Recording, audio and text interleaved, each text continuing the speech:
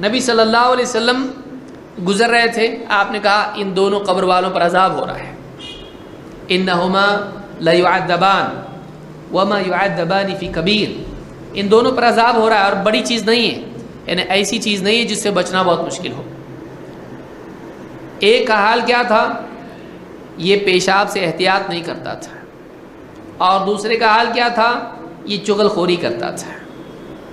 پھر آپ نے کیا کیا، ایک ٹہنی منگائی، توڑ کے اس کو آپ نے درمیان سے اس طرح سے چھیلا، ایک ٹکڑا ٹہنی کا اس کی قبر پہ لگایا، ایک اس کی قبر پہ، اور آپ نے کہا کہ جب تک یہ سوکھتی نہیں میں اللہ سے امید کرتا ہوں کہ ان پر عذاب ہلکا ہو۔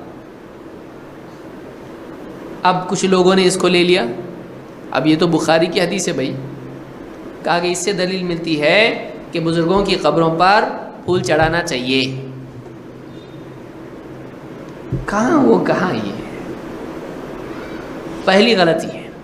ٹہنی میں اور پھول میں فرق ہے کہ نہیں ہے، یہ کسی کو مطلب باٹنی اتنا موٹا موٹا اسکول میں بھی پڑھاتے ہیں، یہ پھول ہوتا ہے، یہ پھل ہوتا ہے، یہ پتے ہوتے ہیں، یہ شاخ ہوتی ہے، یہ جڑ ہوتی ہے، تو ٹہنی میں اور پھول میں فرق ہے کہ نہیں ہے؟ کسی دولہے کے گلے میں ٹہنیاں ڈالو، کوئی بہت بڑا آدمی ہے اس کے گلے میں ٹہنیاں ڈال، کیا ہے، بولے پھول ٹہنی ایک ہی بات ہے بھائی، کیا فرق ہے دونوں میں؟ کتنا غصہ آئے گا اس کو۔ ٹہنی الگ ہے، اس سے پھول آپ نے لے لیے، ایک اس سے بڑی غلطی ہے۔ اللہ کے نبی صلی اللہ علیہ وسلم نے حضرت خدیجہ کی قبر پہ لگایا نہیں، آپ نے حضرت حمزہ کی قبر پہ لگایا نہیں، کس کی قبر پہ لگایا؟ آپ نے کہا ان پہ عذاب ہو رہا ہے۔ تم کس کی قبر پہ پھول چڑھا رہے؟ اس سے دلیل لے کر کس کی قبر پہ چڑھا رہے؟ اللہ والوں کی، کہ ان کے عذاب ہو رہا ان کو، یعنی تمہارا عقل ٹھکانے ہے کہ نہیں؟ کس کی حدیث، کس کا عمل، کس کے لیے لگا رہے ہیں؟ آپ نے ان کے لیے کیا جن کے اوپر عذاب ہو رہا ہے، تمہارا ان کے ساتھ کرنا جو اللہ والے ہیں، تم کیا بتانا چاہ رہے دوسروں کو کہ ان پہ عذاب ہو رہا ہے اس لیے ہم پھول چڑھا رہے ہیں نبی کی طرح؟ اور نبی نے کیا، تو کون ہے؟ یہ عمل کس نے کیا؟ آپ صلی اللہ علیہ وسلم نے کیا، یہ آپ کی سفارش تھی، آپ کی سفارش تھی ان کے عذاب ہلکا کرنے کے لیے۔ تیری حیثیت ہے، تو خود اللہ کے نزدیک مجرم ہے، تو دوسروں کی اللہ والوں کی سفارش کر رہا، اللہ والوں کی قبروں پر تو چادر چڑھا کے پھول ڈال کے سمجھ رہا ہے کہ ان کا عذاب ہلکا ہوگا۔ تو یہ قوم کی عقل چلتی تو ایسی چلتی ہے، دلیل صحیح ہے لیکن فہم غلط ہے۔ ہم یہاں کیا کہیں گے؟ ہم یہاں کہیں گے کہ اگر وہ عمل جو نبی صلی اللہ علیہ وسلم کا ہے، قبر کے اوپر ٹہنی گاڑنا اس طرح سے، اگر یہ عمل سنت ہوتا، سب کے لیے ہوتا، سب سے پہلے اس پر ابو بکر صدیق رضی اللہ تعالیٰ عمل کرتے ہیں۔ مدینہ میں جتنی قبریں ہوئیں ساری قبروں پہ ٹہنی لگائی گئی؟ نہیں۔ کیوں نہیں؟ اس لیے کہ یہ عمل سنت نہیں ہے، یہ عمل خاص تھا۔ کسی ایک صحابی کو آپ بتا دیں کہ قبر کے اوپر اس طرح سے انہوں نے چھیل کے جو ہے یا کسی طرح سے بھی ٹہنی گاڑی ہو کھڑی کر کے، اس کی کوئی دلیل ہم کو ملتی نہیں ہے۔ لہٰذا یہ عمل نبی صلی اللہ علیہ وسلم سے ثابت ہے لیکن آپ کے ساتھ خاص ہے۔ اب اگر کوئی آدمی کہے گا دیکھو حدیث تو ہے، تو ایسا آدمی ایسا عمل کرنے والا بنے گا جو بدعت ہے۔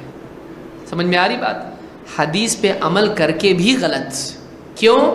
اس لیے کہ اس نے حدیث کو سمجھا کیسے؟ اپنی عقل سے۔ اگر صحابہ کو لے کے سمجھنے کی کوشش کرتا تو آسانی ہو جاتی ہے۔ اگر وہ یہ سوچتا کہ صحابہ نے نہیں کیا، اس کا مطلب کیا ہے؟ نقل تو انہوں نے کیا لیکن عمل انہوں نے اس پہ نہیں کیا، لہٰذا یہ عمل نبی کے ساتھ خاص ہے، اس کو سنت نہیں بول سکتے۔ سنت جس پر ہم کو بھی عمل کرنا چاہیے۔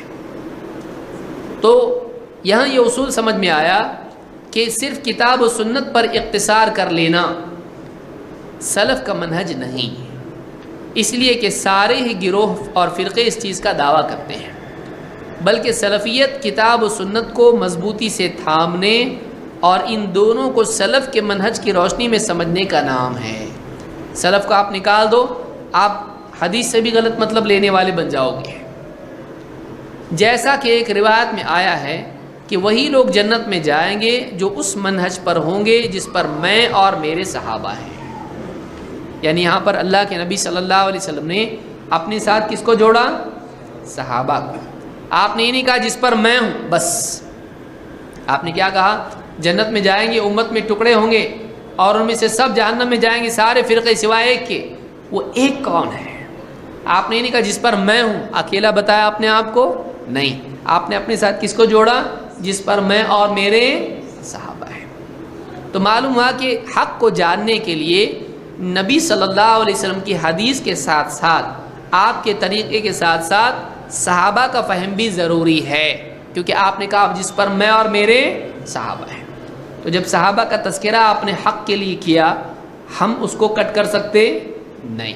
سمجھ میں آ رہی بات کہ ہم کیوں صحابہ کا منہج کہہ رہے ہیں؟ آپ صلی اللہ علیہ وسلم نے کہا امت میں فرقے بازی جب ہوگی، حق پر وہ لوگ ہوں گے جس پر میں اور میرے صحابہ ہیں، لہٰذا صحابہ کو چھوڑ کر حق کو سمجھنا ممکن نہیں۔ صحابہ کو چھوڑ کر ایک آدمی سرے سے صحابہ کو ترک کر دے اور کہے میرے لیے قرآن حدیث بس، ایسا آدمی دین کو صحیح طور سے نہیں سمجھے گا۔ اور یہی بات اللہ تعالیٰ کے فرمان میں بھی مذکور ہے، حدیث میں تو ہے، یہی بات قرآن میں بھی ہے۔ اللہ نے کیا فرمایا کہ وَمَن يُشَاقِقِ الرَّسُولَ، جو شخص ہدایت کے واضح ہو جانے کے بعد بھی اس رسول کی مخالف جانب اختیار کرے، وَمَن يُشَاقِقِ الرَّسُولَ مِن بَعْدِ مَا تَبَيَّنَ لَهُ الْهُدَى، ہدایت کے واضح ہونے کے بعد جو شخص رسول کے خلاف دوسری جانب اپنائیں، وَيَتَّبِعْ غَيْرَ سَبِيلِ الْمُؤْمِنِينَ، اور ایمان والوں کا راستہ چھوڑ کر دوسرا راستہ اپنائیں، نُوَلِّهِ مَا تَوَلَّى وَنُصْلِهِ جَهَنَّمَ وَسَاءَتْ مَصِيرًا، ہم اس کو وہیں موڑ دیں گے جہاں وہ مڑا ہے اور جہنم میں پہنچا دیں گے اور وہ بہت برا ٹھکانہ ہے۔ اس سے معلوم ہوا کہ یہاں دیکھیے ایک آدمی کے گمراہ ہونے کے لیے کتنی چیزیں بتائی جا رہی ہیں۔ نمبر 1، جو رسول کی مخالفت کرے، رسول کے راستے کو چھوڑ کے دوسرا راستہ اپنائے، ایک ہدایت واضح ہونے کے بعد ایک آدمی کو نہیں معلوم ہے اور وہ سنت کے خلاف عمل کر رہا ہے، گناہ گار نہیں ہے، اس سے بات معلوم ہوتی ہے۔ دیکھیے سمجھیں اس کو، بعض لوگ فوراً کفر کے فتوے لگاتے ہیں، یہ آدمی سنت کا دشمن ہے، سنت کی مخالف، اس کو بتایا نہیں کسی نے۔ بھائی اگر اس کو نہیں معلوم ہے وہ جہنمی نہیں ہے۔ یہاں کیا کہا جا رہا ہے؟ جو رسول کی مخالفت کریں ہدایت کے واضح ہونے کے بعد۔ اسی لیے کسی پر بھی کفر کا، گمراہی کا فتویٰ تب تک نہیں لگایا جا سکتا ہے جب تک کہ اس پر حق واضح نہ ہو۔ اور وَيَتَّبِعْ غَيْرَ سَبِيلِ الْمُؤْمِنِينَ، پہلی غلطی تھی رسول کی مخالفت، دوسری غلطی ہے ایمان والوں کا راستہ چھوڑ کے دوسرا راستہ چلنا۔ انجام کیا ہے؟ جہاں مڑا ہے وہیں موڑ دیں گے، گمراہی آسان ہو جائے گی۔ وَنُصْلِهِ جَهَنَّمَ، اور جہنم میں پہنچا دیں گے۔ وَسَاءَتْ مَصِيرًا، بہت برا ٹھکانہ ہے۔ جہنم میں کیوں گیا آدمی؟ دو غلطیوں کی وجہ سے۔ اس نے ایک تو رسول کی دوسری جانب اختیار کی، اور دوسرا گناہ کیا ہے؟ ایمان والوں کا راستہ چھوڑ کے کچھ اور راہ پہ چلنے لگا۔ وہ ایمان والے کون ہیں جو اس آیت کے نزول کے وقت موجود تھے؟ جب آیت نازل ہوئی ایمان والے تھے کہ نہیں تھے؟ تھے نا، راستہ موجود تھا یا ابھی بننے والا تھا؟ اللہ تعالیٰ بتا رہا ہے ایمان والوں کا راستہ چھوڑ کے اور راستہ چلے۔ تو وہ کون سے ایمان والے ہیں جو اس وقت میں موجود تھے، جن کا راستہ بھی موجود تھا؟ کون تھے؟ صحابہ۔ تو اس آیت سے بات معلوم ہوئی کہ یہ لازم ہے کہ ایک آدمی جہاں نبی صلی اللہ علیہ وسلم کی سنت دیکھے، اس سنت کی تطبیق میں، پریکٹیکل اپلیکیشن میں ایک آدمی صحابہ کے منہج کو بھی دیکھے۔ صحابہ کو چھوڑ کے ہدایت کا تصور ممکن نہیں۔